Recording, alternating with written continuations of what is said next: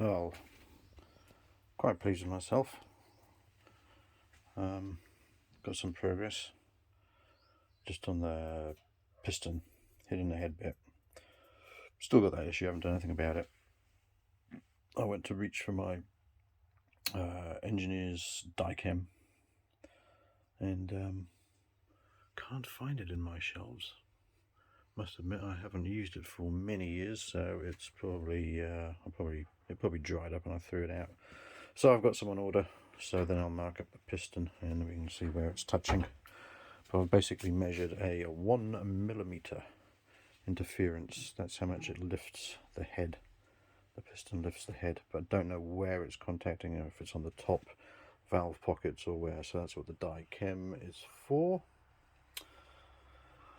So on this, I have now built up the rear head.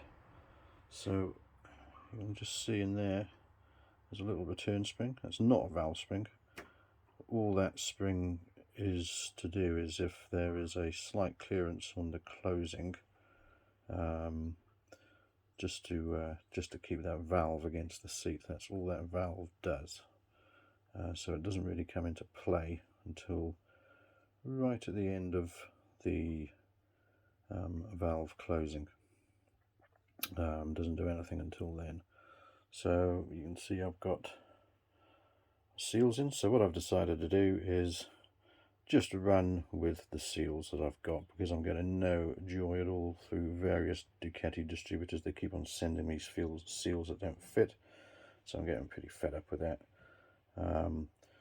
So these seals, these two in this head, are out of the Monster 600, which I managed to get to fit. So you'd probably say, oh well, just order some Monster 600 seals. Well, I did, and they don't fit, so God knows what's going on. So I'm just going to run with these. So they're used, so it might burn a tiny bit of oil when it's started up. But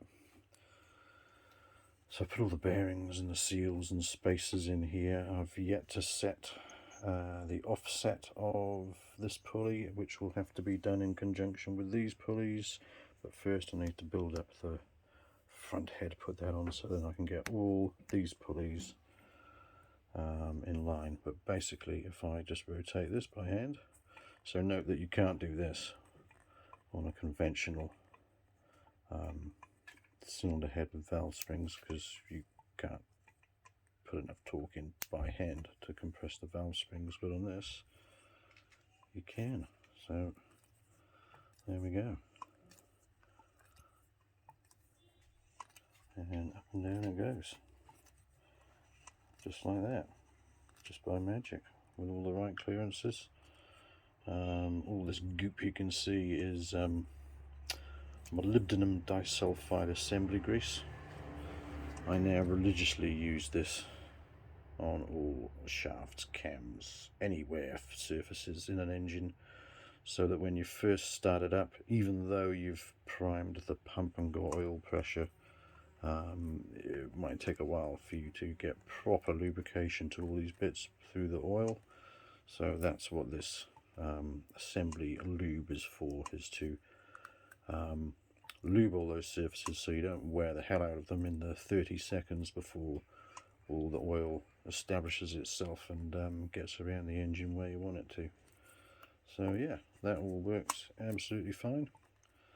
It was a bit easier than I thought getting all this together. I used a special tool that I adapted. Not special at all, I'll show you that some other time.